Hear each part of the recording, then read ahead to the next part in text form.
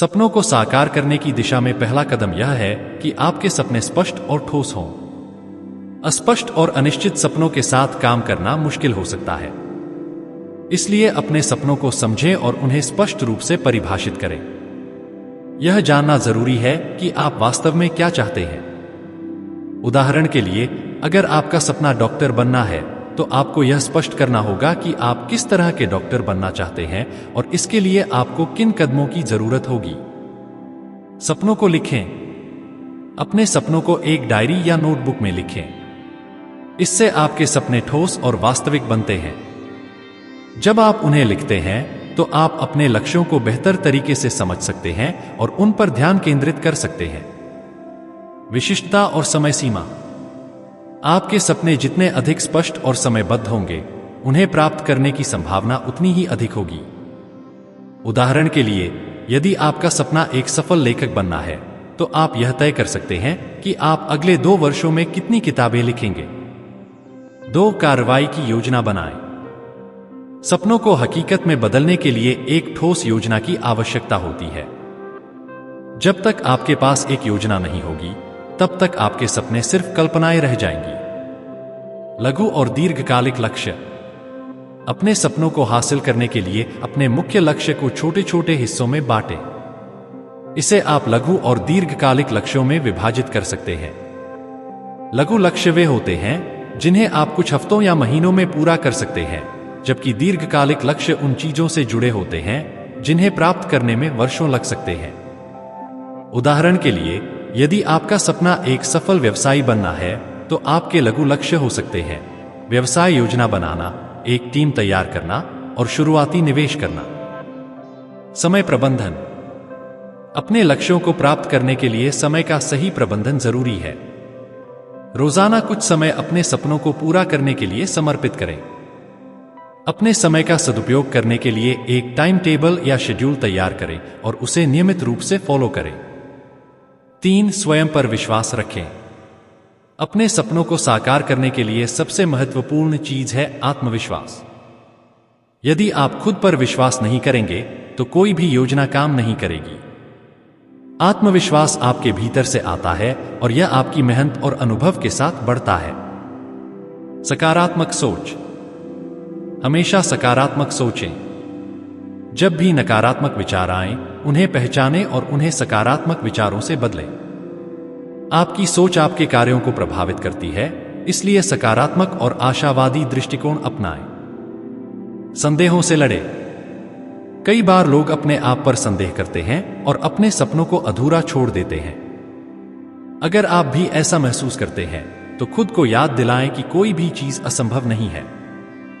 हर व्यक्ति के जीवन में चुनौतियां आती हैं, लेकिन जो लोग अपने सपनों पर डटे रहते हैं, वे ही सफल होते हैं। 4. कड़ी मेहनत और धैर्य रखें। सपनों को साकार करने के लिए मेहनत और धैर्य दोनों जरूरी हैं। जीवन में कुछ भी आसान नहीं होता। सफलता के रास्ते में कई चुनौतियां आएंगी, लेकिन यदि आप धैर्य और मेहनत से काम करते रहेंगे, तो आप अपने लक्ष्य तक पहुंच सकते हैं। लगातार प्रयास। कोई भी सपना एक दिन में पूरा नहीं होता। आपको लगातार प्रयास करने होंगे। हो सकता है कि बीच बीच में असफलताएं मिलें, लेकिन हार मानना आपके सपनों के लिए सबसे बड़ी बाधा हो सकती है। असफलता से सीखें और अपने अगले कदम की योजना बनाएं। अनुशासन। अनुशासन एक ऐसा गुण है जो आपको लगातार अपने लक्ष्य की ओर बढ़ने में मदद करता है। अनुशासन से आप अपनी आदतों को सही दिशा में ले जा सकते हैं और अपने कार्यों को सही समय पर पूरा कर सकते हैं। 5. प्रेरणा स्रोत खोजें। सपनों को साकार करने के सफर में प्रेरणा की जरूरत होती है। जब भी आपको लगे कि आप अपने रास्ते से भटक रहे हैं, तो अपने लिए प्रेरणा के स्रोत खोजें। Role model. उन लोगों को देखें जिन्होंने आपके जैसे सपने को साकार किया है। उनसे प्रेरणा लें और उनकी जीवन यात्रा से सीखें। इससे आपको अपने लक्ष्यों के प्रति दृढ़ रहने की प्रेरणा मिलेगी। मोटिवेशनल किताबें और वीडियो। अक्सर प्रेरणा की कमी से हम अपने सपनों से दूर हो जाते हैं। इस स्थिति में मोटिवेशनल किताबें पढ़ें या प्रेरणादायक वीडियो देखें। ये आपके भीतर नए जोश का संचार करेंगे और आपको फिर से अपने लक्ष्य की ओर बढ़ने के लिए प्रेरित करेंगे। 6. सकारात्मक वातावरण बनाएं। आपके आसपास का वातावरण भी आपके सपनों को साकार करने में महत्वपूर्ण भूमिका निभाता है। अपने आप को सकारात्मक और प्रेरणादायक लोगों के बीच रखें। ऐसे लोग आपको प्रोत्साहित करेंगे और आपकी प्रगति में मदद करेंगे। सकारात्मक लोगों के साथ रहें। अपने जीवन में उन लोगों को शामिल करें जो सकारात्मक सोच रखते हैं और आपको बेहतर बनने के लिए प्रेरित करते हैं। नकारात्मक लोग आपकी ऊर्जा को कम कर सकते हैं और आपके आत्मविश्वास को हानि पहुंचा सकते हैं। इसलिए अपने चारों ओर सकारात्मकता का माहौल बनाएं। स्वस्थ आदतें विकसित करें। एक स्वस्थ शरीर और मन सपनों को साकार करने में सहायक होते हैं। योग, ध्यान और व्यायाम जैसी स्वस्थ आदतें आपके मन को शांत रखेंगी और आपको अपने लक्ष्यों पर ध्यान केंद्रित करने में मदद करेंगी। 7. विफलताओं से न डरें। जीवन में असफलता से बड़ा कोई शिक्षक नहीं है। हर असफलता हमें कुछ नया सिखाती है और हमें हमारे लक्ष्यों के करीब लाती है। असफलता से डरने के बजाय उसे एक अवसर के रूप में देखें। असफलता से सीखें। जब भी आप असफल होते हैं, यह सोचने का समय होता है कि आपने कहां गलती की और आगे इसे कैसे सुधार सकते हैं। इससे आप अधिक मजबूत और परिपक्व बनेंगे। दृढ़ संकल्प बनाए रखें। हर असफलता के बाद भी अपने सपनों के प्रति दृढ़ रहना सबसे महत्वपूर्ण होता है। सफलता सिर्फ उन्हीं लोगों को मिलती है जो असफलताओं के बावजूद हार नहीं मानते। 8. नेटवर्किंग और संबंधों का निर्माण करें। सपनों को साकार करने के लिए आपके पास एक मजबूत नेटवर्क होना जरूरी है। सही लोगों के साथ संबंध बनाना और उन्हें बनाए रखना आपके करियर और जीवन में बड़ी सफलता दिला सकता है। मदद और मार्गदर्शन लें। सपनों को साकार करने के सफर में कभी कभी आपको दूसरों से मदद की जरूरत होती है। अपने से अधिक अनुभव वाले लोगों से मार्गदर्शन प्राप्त करें। उनके अनुभवों से आप अपने रास्ते में आने वाली चुनौतियों से निपटने के तरीके सीख सकते हैं। साझेदारी करें। यदि आपका सपना किसी टीम या समूह के साथ जुड़ा हुआ है, तो अच्छे साझेदारों की तलाश करें। आपस में विचारों का आदान प्रदान करें और एक दूसरे की ताकतों का फायदा उठाएं। 9. समय समय पर अपने लक्ष्यों की समीक्षा करें। जब आप अपने लक्ष्यों की ओर बढ़ते हैं, तो समय समय पर उनकी समीक्षा करना आवश्यक है। इससे आप यह जान सकते हैं कि आप सही दिशा में जा रहे हैं या नहीं। उपलब्धियों का आकलन। आपने जो उपलब्धियां प्राप्त की हैं, उनकी समीक्षा करें। इससे आपको यह पता चलेगा कि आपने कितना प्रगति की है और आगे की योजना कैसे बनानी है। लचीला दृष्टिकोण। कभी कभी आपके सपनों और लक्ष्यों में बदलाव की आवश्यकता हो सकती है। ऐसे समय में लचीले बने रहें और अपनी योजना में आवश्यक संशोधन करें। 10. सपनों को साकार करने का आनंद लें। सपनों को पूरा करना सिर्फ मंजिल तक पहुंचना नहीं है, बल्कि उस सफर का भी आनंद लेना है। जब आप अपने लक्ष्य की दिशा में काम कर रहे होते हैं, तो उस प्रक्रिया का भी आनंद लें। इससे न केवल आपको खुशी मिलेगी, बल्कि आप अपने सब। भगवद गीता में भगवान श्री कृष्ण ने जीवन के विभिन्न पहलुओं पर गहन और सटीक निर्देश दिए हैं, जिनमें विचार और चिंतन की भूमिका भी शामिल है। जो लोग अत्यधिक सोचते हैं, उनके बारे में श्री कृष्ण ने सीधे रूप से कुछ कहा नहीं है, लेकिन उन्होंने मस्तिष्क और आत्मा के बीच के संतुलन, चिंतन और कार्य के महत्व और विचारों के नियंत्रण पर व्यापक रूप से चर्चा की है। इन विचारों को समझने के लिए हमें गीता के विभिन्न श्लोकों और उनके अर्थों पर ध्यान देना होगा। विचारों का महत्व और परिणाम। श्री कृष्ण ने गीता में बताया है कि विचार हमारे कर्म और भाग्य के निर्धारण में महत्वपूर्ण भूमिका निभाते हैं। उन्होंने कहा है, ध्यानात् संगत संजायते, संगात संजायते काम, कामात् क्रोधोभिजायते। भगवद गीता 2.62।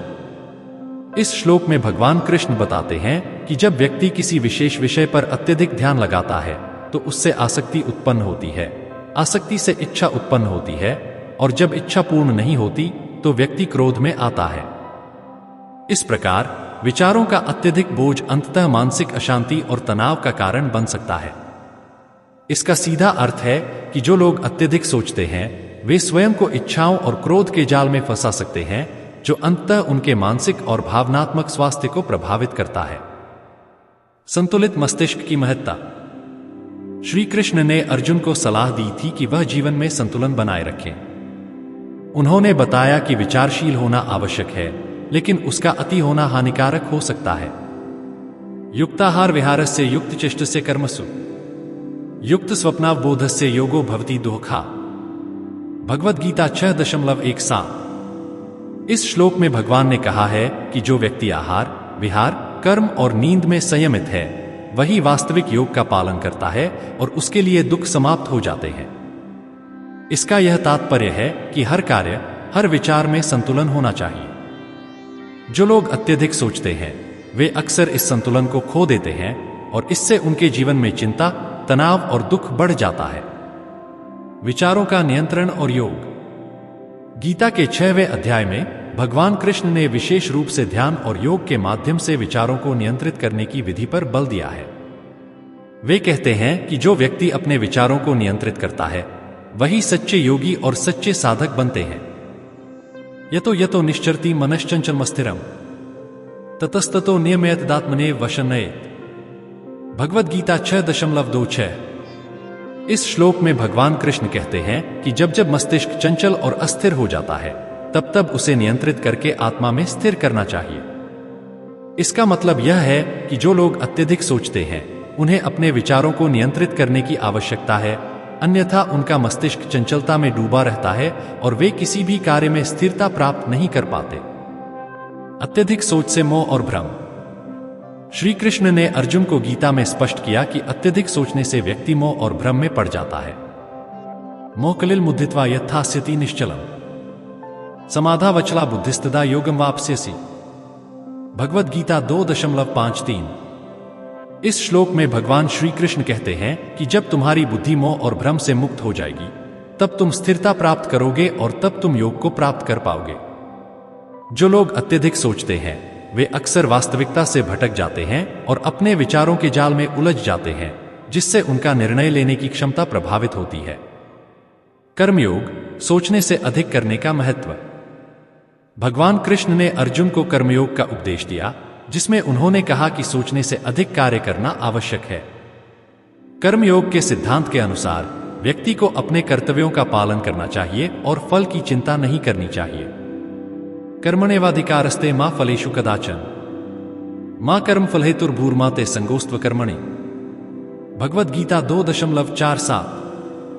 भगवान कृष्ण इस श्लोक में कहते हैं कि तुम्हारा अधिकार केवल कर्म पर है, उसके फल पर नहीं। इसलिए फल की चिंता किए बिना अपने कर्तव्यों का पालन करो। जो लोग अत्यधिक सोचते हैं, वे अक्सर परिणामों के बारे में चिंता करने लगते हैं और इससे उनके कर्म बाधित होते हैं। इसलिए श्री कृष्ण हमें सलाह देते हैं कि हम कर्म पर ध्यान दें और विचारों की अत्यधिक उलझन से बचें। मानसिक शांति और ध्यान। भगवद गीता में भगवान कृष्ण ने ध्यान और मानसिक शांति के महत्व पर बल दिया है। वे कहते हैं कि व्यक्ति को अपने मस्तिष्क और हृदय के बीच संतुलन स्थापित करना चाहिए। अशांतस्य कुत सुखम। भगवद गीता 2.66। इस श्लोक में भगवान कृष्ण ने बताया कि अशांत मस्तिष्क में सुख नहीं होता। जो लोग अत्यधिक सोचते हैं, वे अक्सर मानसिक शांति से दूर हो जाते हैं और सुख की अनुभूति नहीं कर पाते। ध्यान के माध्यम से विचारों को स्थिर करना और आत्मा में शांति प्राप्त करना ही सच्ची सुख की स्थिति है। निष्कर्ष। भगवद गीता में भगवान श्री कृष्ण ने अत्यधिक सोचने से उत्पन्न होने वाले परिणामों के बारे में बहुत ही स्पष्ट रूप से बताया है। उन्होंने कहा कि अत्यधिक विचार व्यक्ति को अस्थिर, अशांत और मोहग्रस्त बना सकते हैं। विचारों का नियंत्रण और संतुलन आवश्यक है और इसके लिए योग, ध्यान और कर्मयोग का पालन करना चाहिए। श्री कृष्ण ने इस बात पर बल दिया कि व्यक्ति को अपने कर्तव्यों पर ध्यान केंद्रित करना चाहिए और विचारों के जाल में नहीं उलझना चाहिए। विचारों को नियंत्रित करके ही व्यक्ति आत्मिक शांति, सुख और मोक्ष की प्राप्ति कर सकता है। जो लोग अत्यधिक सोचते हैं, उन्हें गीता के इन उपदेशों से सीख लेकर अपने जीवन में संतुलन और स्थिरता स्थापित करनी चाहिए। इससे न केवल उनकी मानसिक स्थिति में सुधार होगा, बल्कि उनके जीवन में भी सकारात्मक बदलाव आएंगे।